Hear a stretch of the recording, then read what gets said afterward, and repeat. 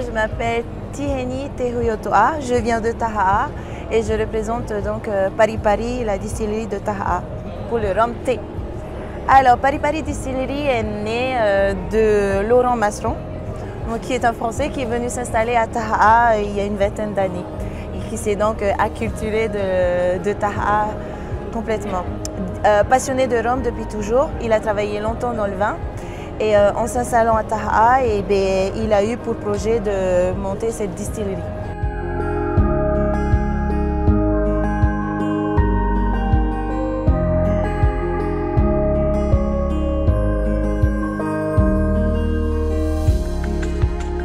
Et donc ce qu'il a fait, c'est qu'il est allé chercher la canne d'origine et ensuite qui a voyagé jusqu'à Tahiti avec nos ancêtres chinois.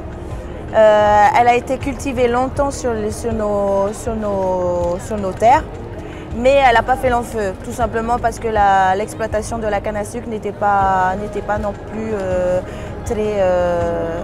n'était pas traditionnelle.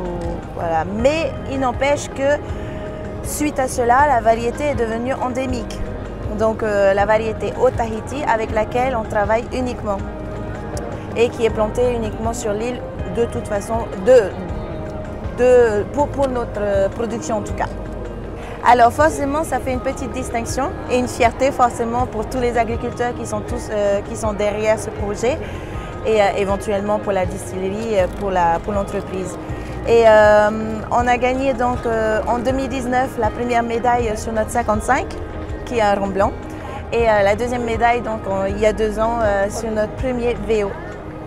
Alors il faut savoir que quand on commence à être sur cette catégorie de rhum, on commence un petit peu à toucher les rhums qui sont bien connus et surtout de par la qualité, on égale un petit peu les rhums qui sont connus aux Antilles et qui sont connus dans le bon sens.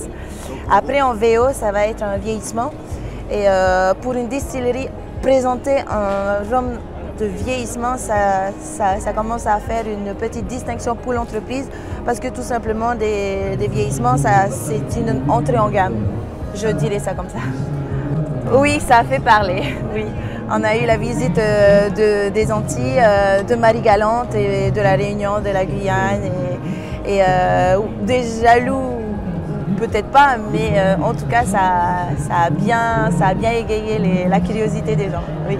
Sur Tahiti, je pense que le rhum était déjà très bon, donc il n'y avait aucun doute sur ça, que ce soit médaillé ou pas.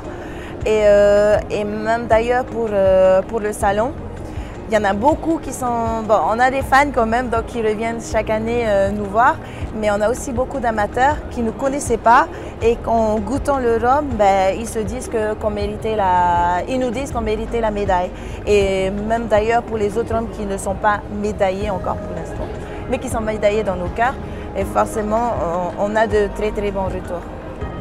C'est ça, c'est ça. Après, ça fait quand même une distinction au niveau national, parce que les gens ici, c'est beaucoup à l'image. Donc forcément, quand tu as une médaille, ça parle un peu plus. Mais il n'empêche que même sans médaille, comme je disais, les rhums restent très très très bons. Et ça, c'est que les retours des gens qui viennent les goûter. Donc oui, la distinction, c'est toujours quelque chose. En tout cas, en termes de vente pour notre part, pour une reprise de salon, ça s'est plutôt bien passé. Forcément, on a moins de monde, mais on a quand même nos fans. Donc on a déjà cette partie-là de la clientèle, on va dire. Et on continue à surprendre les gens. Alors le message que j'aimerais passer, c'est que j'aimerais féliciter tous les agriculteurs qui sont derrière ce projet, parce que sans eux, on n'aurait pas eu de canne. Sans canne, on n'aurait pas eu de rhum, et sans rhum, on ne serait pas connu. Donc, vive Taha'a! Maruru!